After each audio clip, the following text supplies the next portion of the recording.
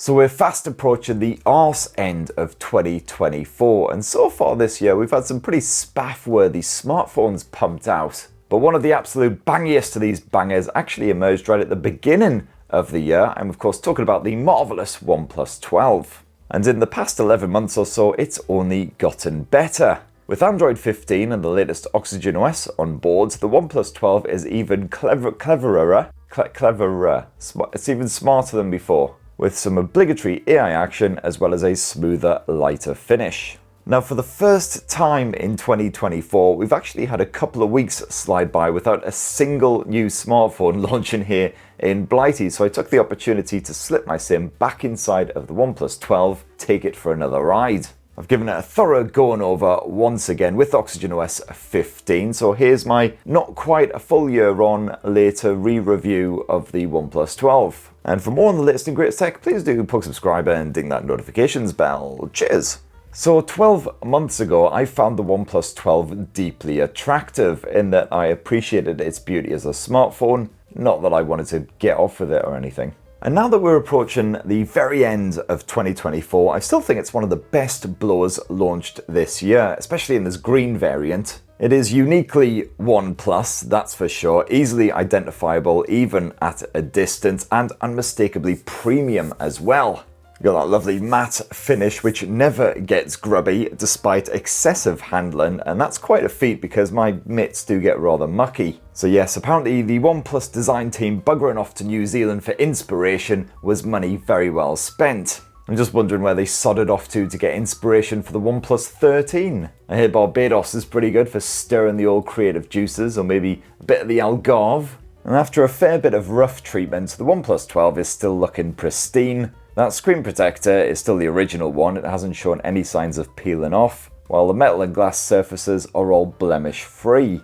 You haven't got any titanium type shenanigans here, but not a sniff of a scratch on those edges so far. So as before, not really much to moan about, although I do still occasionally find that when I slip the OnePlus 12 into my pocket, I occasionally knock the old alert slider from silent to loud without realising. And then of course I'll absolutely shit my kecks when somebody WhatsApps me during a really silent, suspenseful bit in a movie. And this is something that never used to happen to me when the alert slider was on the opposite side of the phone, something they changed for the OnePlus 12. But this is, let's stick that back on silent, shall we? Anyway, this is very much an Uncle Spurt problem, so I don't even know why I'm wibbling on about it. And in the comments of my recent OnePlus 13 video, the change that most people requested was a completely flat display. And yeah, got to admit, I would also prefer a flat panel to the slightly curved finish you've got here on the OnePlus 12, but thankfully I've had absolutely bugger all responsiveness issues when I've been clutching this phone rather tight. Apps still load up and are perfectly responsive to all of your pokes and swipes.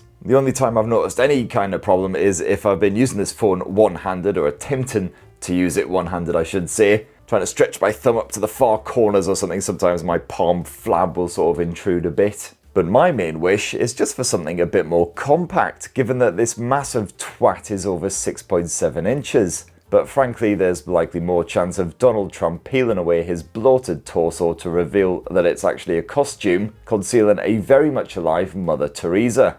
Big old japester.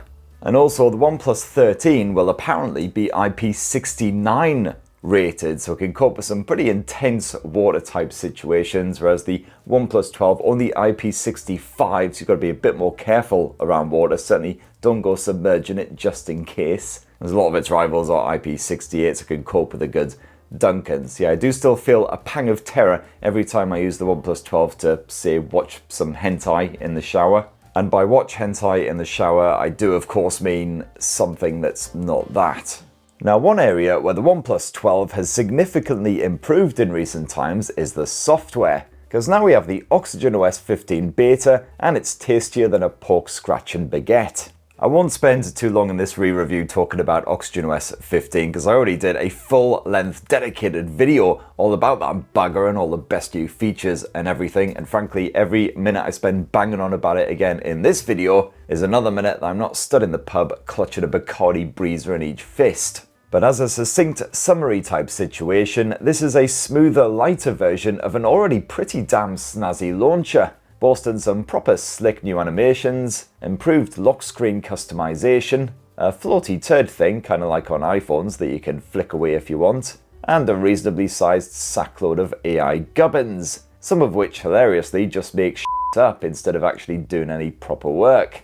And that's on top of all of the usual cracking OxygenOS features, including a good bit of mental health type shenanigans, which I do find myself relying on a fair bit. A bit of Zen space, plus all relax, plus half a pint of single malt, and your Uncle Spurt is safely ensconced in his happy place. And the even better news is, even after this massive update, we've still got 3 more Android OS updates and 4 years of security patching to look forward to. So the OnePlus 12 shouldn't be tasted stale anytime soon, even if it's not quite supported for as long as its Google or Samsung type rivals. Now, besides the obviously controversial curvature, there's nothing really worth whinging about when it comes to the OnePlus 12's gorgeous OLED screen. Those visuals are kept perfectly sharp with the Quad HD Plus resolution, and you got full HDR10 and Dolby Vision streaming support in apps like Netflix. The LTPO tech means that the refresh rate can scale from 120Hz all the way down to just a single Hz, and it's certainly bright enough to comfortably use outdoors, even if you happen to live someplace with weather that isn't complete arse. You got the usual eye comfort mode shenanigans, and of course a bit of PWM dimming if your peepers are sensitive to the old flickers. Those stereo speakers are still among the best for flagships in 2024. They're not good enough to blast music out of, sure, but they are beefy enough so I'll happily watch an entire show while smashing stuff up in the kitchen without having to resort to headphones or subtitles.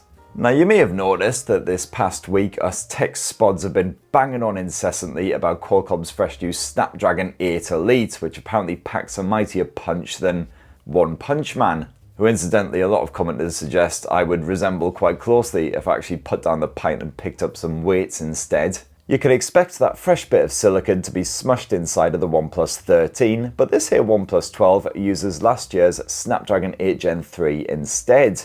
You might be tempted to grab the newer flagship if you are a gamer, but the good news is the OnePlus 12 is still a mighty mofo. With the likes of Wuthering Waves on maxed out settings, I only very occasionally noticed that the frame rate was anything other than creamy smooth. And while the OnePlus 12 got a little bit warm around back, even after an hour of gaming or so, it didn't get proper toasty and I didn't see any form of throttling. And that OxygenOS gaming toolbar is still absolutely rammed full of great features to boost the graphics and frame rate, with a fresh quality settings option for games like Genshin Impact, which wasn't available when I first reviewed this phone. And this feature dishes up a Hyper HDR setting that improves the contrast and boosts colours to make those cartoon visuals even more eye-pleasing. And yeah, Genshin Impact still plays wonderfully even with the Hyper HDR, Hyper Resolution and Adaptive Frame Booster all turned on. So I can't see this thing slowing down anytime soon. Great news again, if you want a phone that's going to last you a good few years. And as for the battery life, well, again, the OnePlus 12 has one of the biggest batteries of any flagship in 2024, 5,400 mAh. Although apparently that capacity will be boosted again for the OnePlus 13 up to a mighty 6,000 mAh. Woof! And after that OxygenOS 15 update, the battery life just seems to have improved. If anything, probably helped along by the fact that it is a lighter launcher now. Even the most crazy days where I've been making liberal use of that camera tech, doing a good bit of video chatting, gaming, all the kind of stuff that would really drain that battery, the lowest I've got it is around sort of 20-25% at the end of that day. I certainly never had to put it in power saving mode, that's for bloody sure. If you don't lean on it quite so hard, the OnePlus 12 could probably last you a full weekend on a single charge. And of course you've got that 100-watt wires charging, so if you do need to top it up in a jiffy, no worries there. You've also got your 50-watt wireless charging, so if you've got a supported stand, then Bananarama. And more good news if you want to keep this phone for a good few years, because you've got all the usual battery health features chucked on there as well.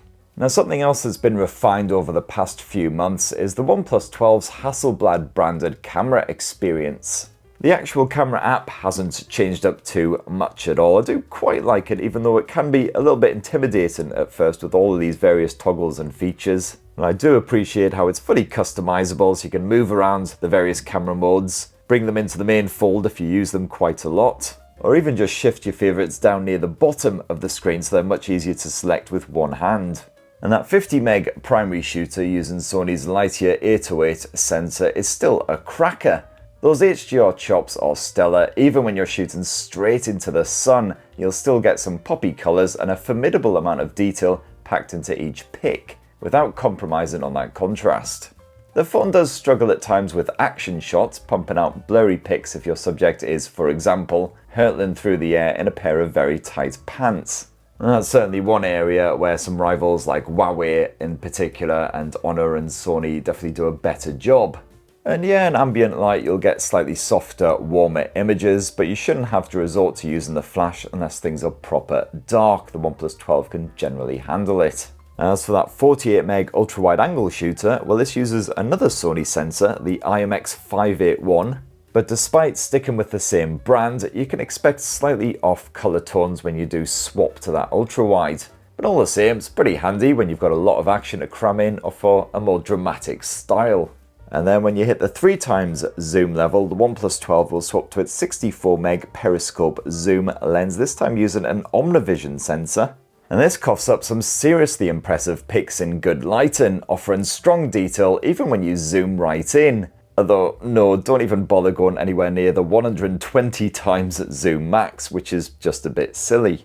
Again, any motion will scupper your shot, but even in soft and low light, you can expect some excellent results to rival most other flagships. Now, photo editing has been boosted with OxygenOS 15, so you've now got some smart tools that can remove window reflections with stunning accuracy, or help to sharpen up some slightly blurry pics. Now that one is admittedly far from a miracle worker, but it can help out a wee bit in a pinch. But again, go check out my full dedicated OxygenOS 15 video for more on all of that gubbins. And then when it comes to shooting a video, you can slap it on 8K resolution at 24 frames per second, but for most of my home movies, I just left it at the 4K level. You got a choice of 30 or 60 FPS then. And at that Ultra HD resolution, you'll enjoy smooth, detailed visuals as long as you're not shooting at night, that is. Not that the OnePlus 12 does any worse than most other flagship phones, although it lacks the AI sharpening of the Pixel 9 Pro. Zooming while recording is a pretty smooth affair, and the audio capture is nice and clear, with a distinctive stereo effect when you are watching it all back. Overall, OnePlus 12 is not one of the very best for home movies, but it's certainly more than up to most video type situations. And then, yep, around front you've got a 32 megapixel selfie shooter, and of course most long-term viewers will know I adore taking selfies. You know, after all, I am middle-aged OnePlus man who let himself go. So here's some photos of me pretending to really enjoy taking selfies in a variety of situations. So there you have it, my lovelies. That is my long-term, almost but not quite 1 full year on re-review of the OnePlus 12. I do still think it's one of the best flagships of 2024. It's only gotten better thanks to that OxygenOS 15 update. I really enjoy using this launcher. The performance is still slick, the battery life is bloody brilliant, and while the camera is not one of the absolute best out there, you will find better. It'll certainly suit most people absolutely fine for your simple family pics, your shareable shots, your bit of home movie action. And of course, it should stay good for the foreseeable. And with the OnePlus 13 just around the corner, hopefully you can get yourself a really good deal on the OnePlus 12 as well. Maybe just hold on a little bit longer if you are tempted to dive right in. Or if you do want the absolute best of the best, well, the 13 seems to have quite a few upgrades over the 12, including an even bigger battery, even more ridiculously good performance. Of course, you've got that IP69 rating as well, which is good news if you do find yourself doom scrolling in the bath or, you know, checking your WhatsApps in the pool or whatever. So that's what I reckon. It'd be great to hear your thoughts on the OnePlus 12 down in the comments below, especially if you've had your own sim secreted inside of it these past few months. Please do plug subscribe, ding that notifications bell for more on the latest and greatest tech, and have yourselves a really wonderful rest of the week. Cheers everyone, love you.